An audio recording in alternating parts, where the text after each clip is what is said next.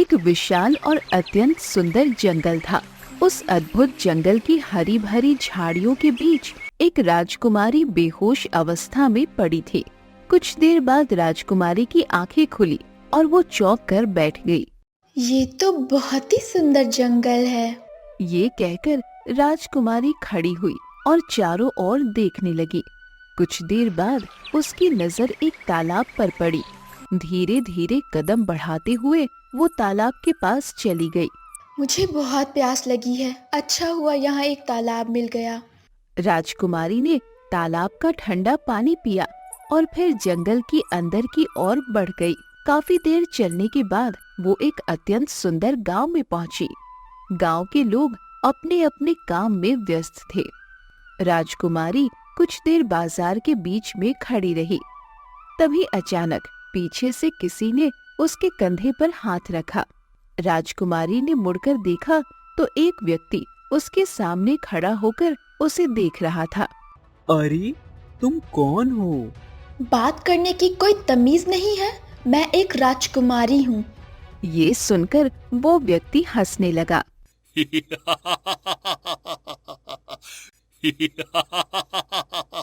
वह तो मैं जानता हूँ, लेकिन क्या तुम जानती हो, तुम जहाँ खड़ी हो वह तुम्हारा राज्य नहीं है। ये सुनकर राजकुमारी चौंक गई। तभी वो व्यक्ति फिर से हंसने लगा।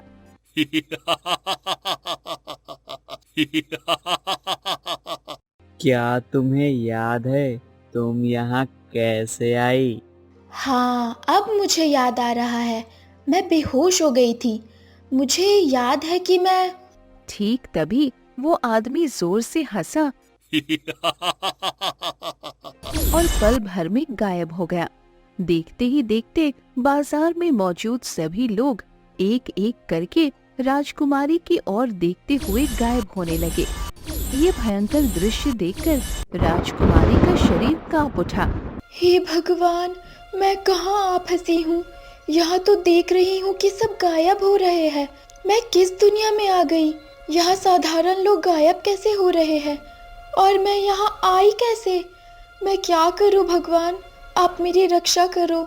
ये कहकर राजकुमारी दौड़ने लगी। दौड़ते दौड़ते वो फिर से जंगल की ओर चली गई। काफी देर बाद उसकी नजर एक गुफा पर पड़ी। गुफा के सामने आकर वो रुक गई। मुझे याद है कि मैं इसी गुफा के अंदर घुसी थी, तो फिर मैं यहाँ कैसे आई? ठीक तभी राजकुमारी के कानों में एक रहस्यमयी आवाज गूंजी। अब तुम यहाँ से कभी नहीं जा पाओगी। तुम गुफा के अंदर की दुनिया में हमेशा के लिए कैद हो गई हो। तुमने जो कुछ भी देखा वह सब माया थी। यह मेरी दुनिया है। अचानक गुफा के अंदर से एक तेज रोशनी जली और राजकुमारी को गुफा के अंदर धीरे धीरे खींचने लगी। कुछ ही देर में राजकुमारी गुफा के अंदर चली गई। गुफा के अंदर उसने एक अलग ही दुनिया देखी। जब राजकुमारी ने वहां से भागने की कोशिश की, तब फिर वही भयानक आवाज गूंजी। यहाँ से भागने की कोशिश मत करो राजकुमारी। इस माया जाल से कोई नहीं भाग पाया है और तुम भी नहीं भाग पाओगी। मैं तुम्हारी बलि देकर अपनी सिद्धि प्राप्त करूंगा और मैं राक्षसों का महाराजा बनूंगा। मैं अमर हो जाऊंगा। मुझे कोई नहीं हटा पाएगा। यहाँ से भागने की कोशिश मत करना। तुम चारों ओर से माया जाल से घिरी हो। अगर तुम भागने की कोशिश करोगी तो जलकर भस्म हो जाओगी। कौन हो तुम और तुमने मुझे यहाँ क्यों कैद करके रखा है और मेरी बलि देकर तुम्हें क्या लाभ होगा? कृपया मुझे छोड़ दो। लाभ है, लाभ है। तुम्हारे शरीर में राजवंशीय रक्त है। ज्योतिष शास्त्र से पता चला है कि राजवंशीय रक्त में बहुत शक्ति होती है। कुछ दिनों में अमावस्या की रात आने वाली है। उस अमावस्या की रात को मैं तुम्हारी बलि देकर तुम्हारा रक्त पीऊंगा और फिर उस लाल वृक्ष के पास जाकर वह फल खाऊंगा। वह लाल फल खाने के बाद मैं हमेशा के लिए अमर हो जाऊंगा। मेरी मृत्यु नहीं होगी। पृथ्वी की कोई शक्ति मुझे खत्म नहीं कर पाएगी। मैं राक्षसों का महाराजा बनूंगा और पृथ्वी पर राज करूंगा। मैं एक एक इंसान को पकड़कर उनका रक्त पीऊंगा। मुझे वध करने वाला कोई नहीं बचेगा। मैं पूरा गांव और दुनिया खत्म कर दूंगा और राक्षसों की दुनिया बनाऊंगा। जब तक अमावस्या की रात नहीं आती तब तक तुम्हें यहीं कैद रहना होगा। ये कहते ही वहाँ एक तेज रोशनी जली और राजकुमारी वहाँ बेहोश होकर गिर गई। इस घटना के कुछ दिनों बाद रामपुर गांव में मुरली नाम का एक किसान अपनी बहन राधिका के साथ रहता था। मुरली खेत में बहुत मेहनत कर रहा था। तभी उसकी बहन राधिका उसके लिए खाना लेकर आई। बस बहुत हुआ भाई, इतना ज्यादा मेहनत करोगे तो तुम बीमार पड़ जाओगे। मैं तुम्हारे लिए खाना लाई हूँ, जल्दी हाथ मुंह धोकर खा लो। नहीं बहन, पहले काम खत्म कर लूं, उसके बाद ही खाऊंगा। इसका मतलब मुझे भी तुम्हारे साथ भूखे रहना होगा। ये सुनकर मुरली ने काम रोक दिया। राधिका, मैंने तुझसे कितनी बार कहा है कि मेरा इंतजार मत किया करो, समय पर खाना खा लिया करो। तुम नहीं खाओगी तो कमजोर हो जाओगी, थोड़ा समझने की कोशिश करो। कमजोर तो आप भी हो जाओगे। अरे ओ, देखो राधिका, मेरी बात का मतलब अलग है। तुम तो पराये घर की अमानत हो। मैं इतनी मेहनत सिर्फ इसलिए कर रहा हूँ ताकि बहुत सारे पैसे जमा कर सकूं और धूमधाम से तुम्हारी शादी कर सकूं। और ऐसी दुबली पतली लड़की से कौन शादी करेगा भला? थोड़ा स्वस्थ रहोगी तो शादी भी काफी धूमधाम से होगी। ये कहकर मुरली हंसने लगा। अच्छा, ये सब बातें बाद में होंगी, पहले खा लीजिए, मेरे पेट में चूहे दौड़ रहे हैं।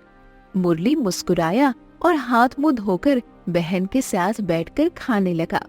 कुछ देर बाद राधिका वहाँ से चली गई और मुरली फिर से मन लगाकर काम करने लगा। इस तरह कुछ दिन बीत गए। मुरली के खेत में फसल सुनहरी रंग में लहलहा रही थी। उसका मन खुशी से भर गया। तभी गांव के बूढ़े काका वहां आए। अरे मुरली, तुम्हारी मेहनत सफल हुई। तुम्हारी फसल इस गांव में सबसे अच्छी होगी। मेरा पूरा विश्वास है कि यह फसल बाकी सभी फसलों से ज्यादा दाम में बिकेगी। हाँ, यही तो काका, मैं भी यही चाह रहा हूँ।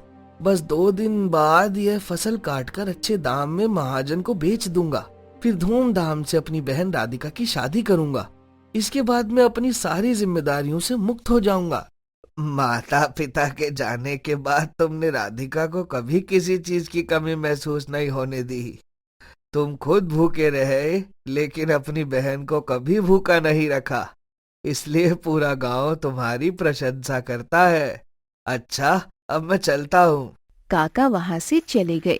कुछ देर बाद मुरली घर लौटा। राधिका, 2 दिन बाद हम दोनों मिलकर फसल काटेंगे और फिर महाजन को बेच देंगे। हाँ भैया, मैं आपके साथ बराबर काम करूंगी। 2 दिन बाद जब मुरली और राधिका फसल काटने खेत पहुँचे तो सूखी और मरी हुई फसल देखकर दोनों हताश हो गए। मुरली रोने लगा। ये क्या हो गया? रात तक तो फसल बिल्कुल ठीक थी, अचानक सब खराब कैसे हो गया? मैं तो बर्बाद हो गया।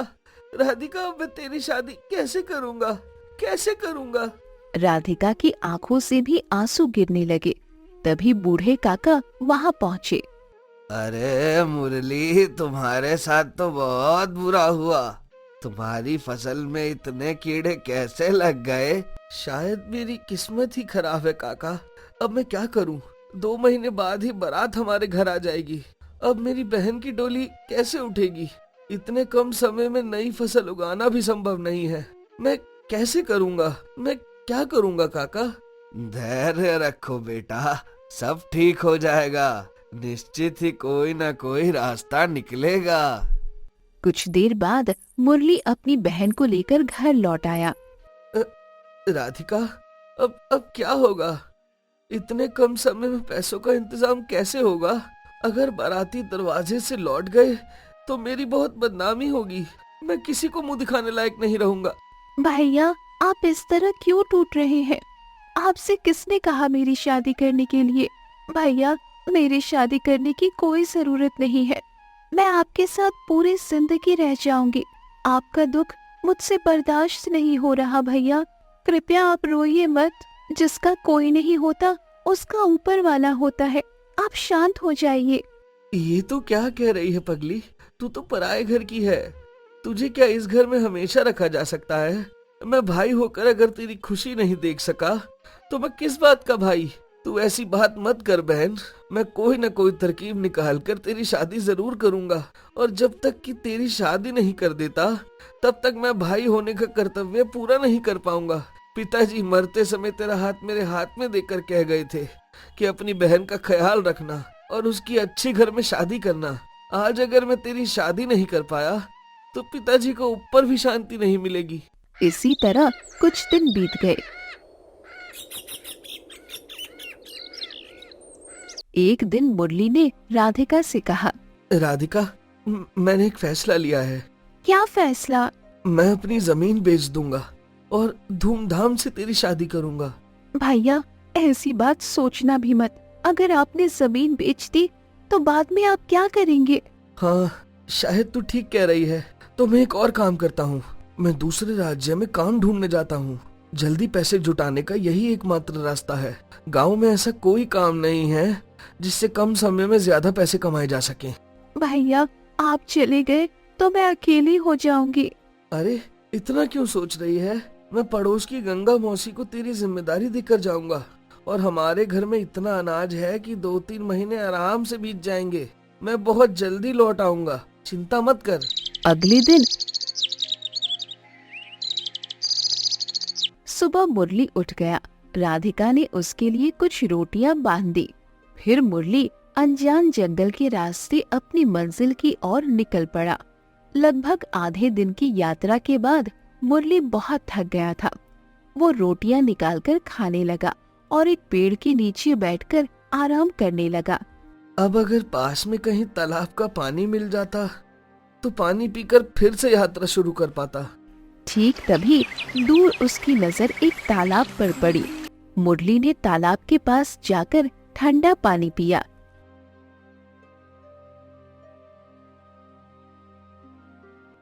आगे बढ़ते ही झाड़ियों के बीच उसे चमकती हुई एक बड़ी, सुंदर और अजीब अंगूठी दिखी। मुरली दौड़कर गया और अंगूठी उठा ली। अरे, ये तो सोने की अंगूठी लग रही है, लेकिन इतने दिनों तक यहाँ पड़े रहने के कारण इसका रंग काला पड़ गया है। अगर मैं इसे थोड़ा रगड़ूं तो काला रंग हट जाएगा और यह राज्य में अच्छे दामों में बिक जाएगी। ये सोचकर मुरली एक पत्थर के पास गया और अंगूठी रगड़ने लगा। अचानक अंगूठी के अंदर से धुआं निकला और अगले ही पल एक विशालकाय मानव यानी जिन उसके सामने प्रकट हुआ।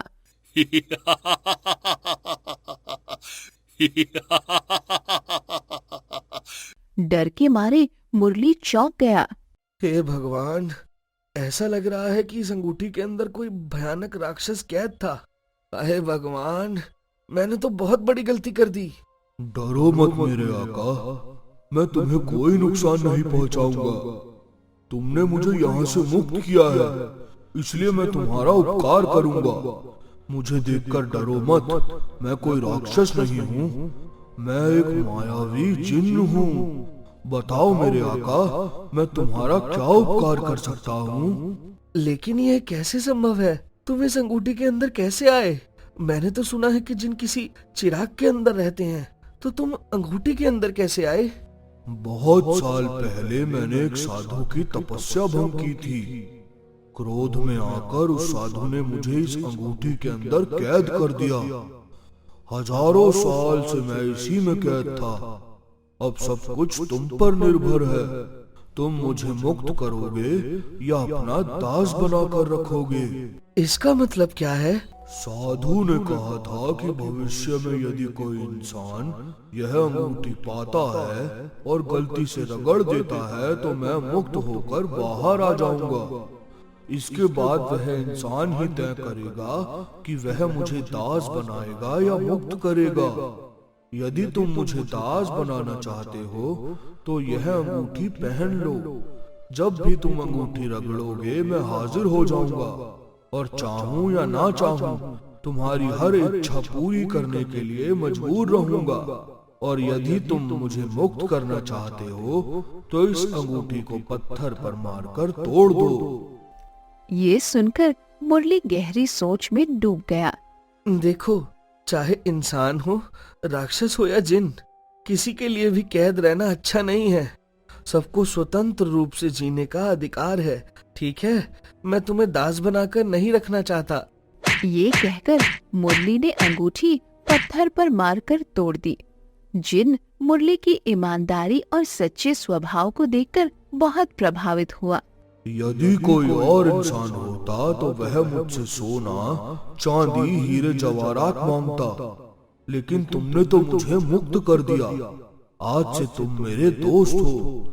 मैं तुम्हें धन संपत्ति नहीं दूंगा, लेकिन जीवन में जब भी तुम पर कोई बड़ा संकट आएगा, मैं निश्चित रूप से तुम्हारे साथ खड़ा रहूंगा। तुम धन नहीं दोगे? यह बात मुझे ठीक से समझ नहीं आई। सच कहूं तो दोस्त, मैंने बहुत से इंसान देखे हैं, लेकिन पहली बार एक सच्चा और पवित्र दिल का इंसान मिला है। मैं नहीं चाहता कि धन देकर तुम्हारे मन में लालच पैदा करूं। मैं चाहता हूं कि तुम अपनी बुद्धि और मेहनत से आगे बढ़ो, और जब भी जीवन में कठिन समय आए, बस मुझे याद करना, फिर देखना मेरा कमाल। ये कहकर जिन रंगीन रोशनी के साथ गायब हो गया। मुरली फिर अपने रास्ते चल पड़ा। अगले दिन मुरली एक नगर में पहुंचा। उसने देखा कि नगर के लोगों के चेहरे पर एक अजीब उदासी है। कुछ देर बाद मुरली एक मिठाई बेचने वाले के पास गया। भाई राम राम, मैं एक बहुत छोटे गांव से आया हूँ और काम की तलाश में हूँ। क्या यहाँ कोई काम मिल जाएगा? और यह कौन सा नगर है? यहाँ के लोगों के चेहरे इतने उदास क्यों हैं? अरे क्या बताऊं भैया, कुछ समय पहले तक हमारे राज्य में सब बहुत खुश थे, लेकिन जिस दिन से राजकुमारी लापता हुई हैं, उस दिन से महाराज गहरे दुख में डूबे हुए हैं। उन्होंने राजकाज पर ध्यान देना छोड़ दिया है। इसके कारण राज्य का व्यापारिक संतुलन बिगड़ गया है। मंदी आ गई है और बाजार विनाश के कगार पर है। व्यापारियों ने भी यहाँ आना बंद कर दिया है। अब क्या ही बताऊं भाई आपको। ओह, तभी मैं सोचूं कि सबके चेहरे इतने उदास क्यों हैं। लेकिन क्या अब तक राजकुमारी का कोई सुराग नहीं मिला? अरे नहीं भाई, बड़े बड़े साधु संत भी राजकुमारी को खोजने में विफल रहे। अंत में महाराज ने घोषणा की है कि जो व्यक्ति राजकुमारी को ढूंढकर सुरक्षित महल वापस लाएगा, उसे पूरा राज्य पुरस्कार स्वरूप दिया जाएगा। यहाँ तक कि राजकुमारी की शादी भी उसी से की जाएगी। ये सुनकर मुरली चुपचाप वहाँ से हटकर एक सुनसान जगह पर चला गया। उसने मन ही मन जिन को याद किया।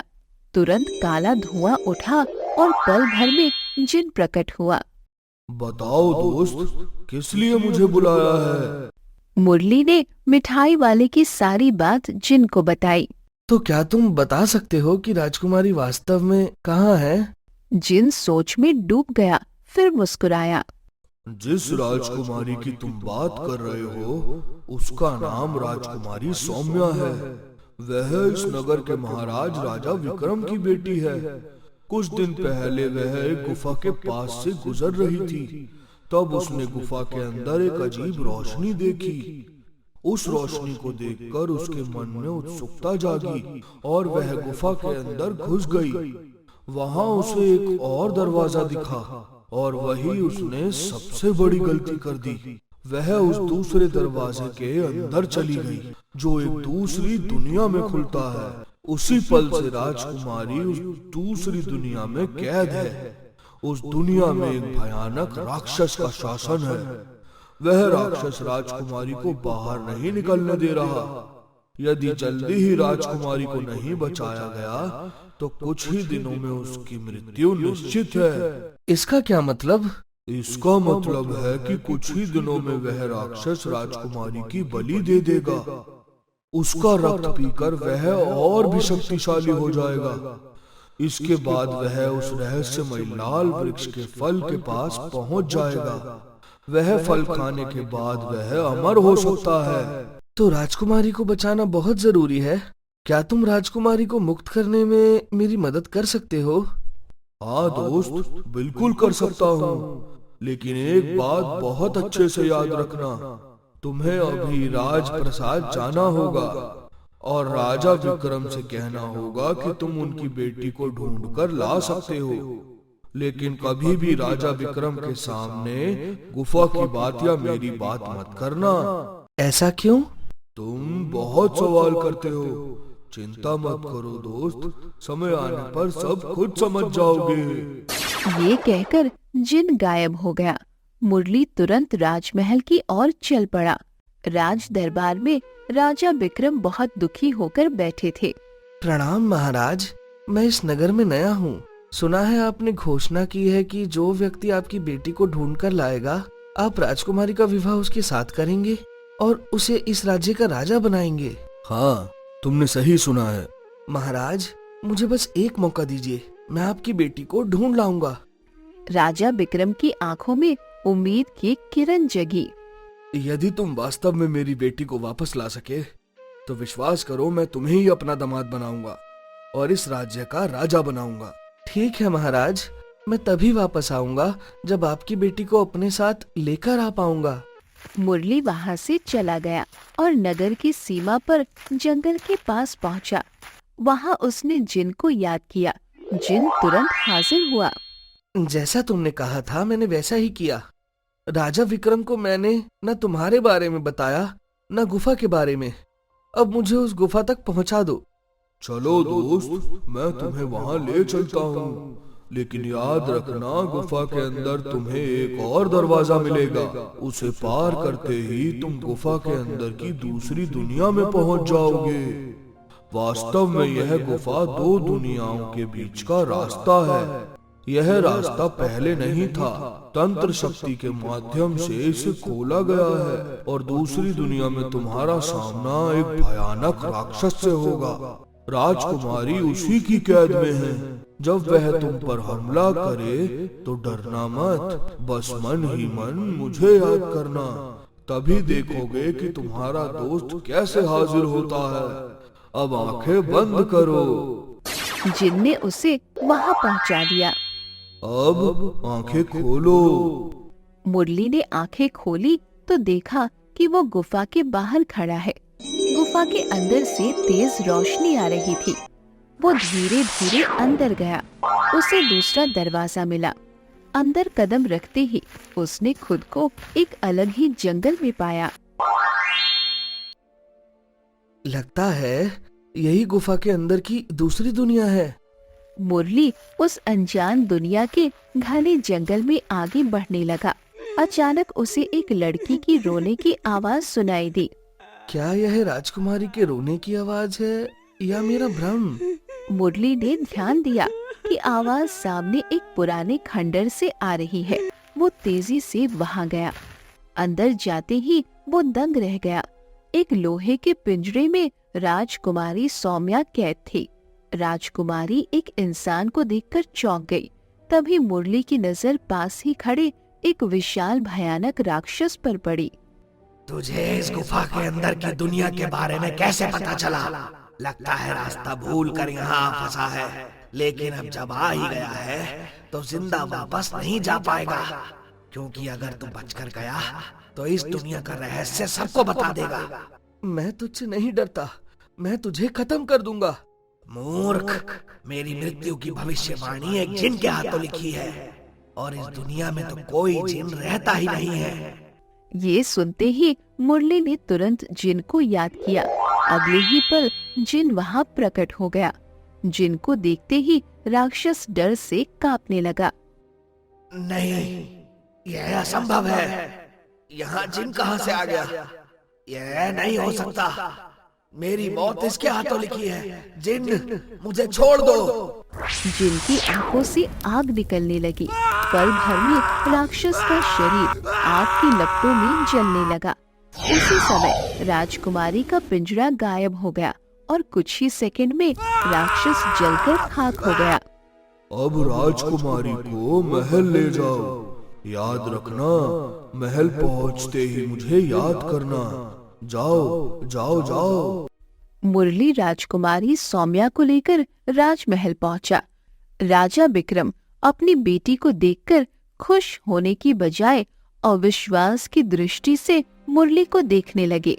तुम कौन हो? महाराज, आपको अपनी बेटी के वापस आने पर खुश होना चाहिए, लेकिन आप तो डर गए हैं।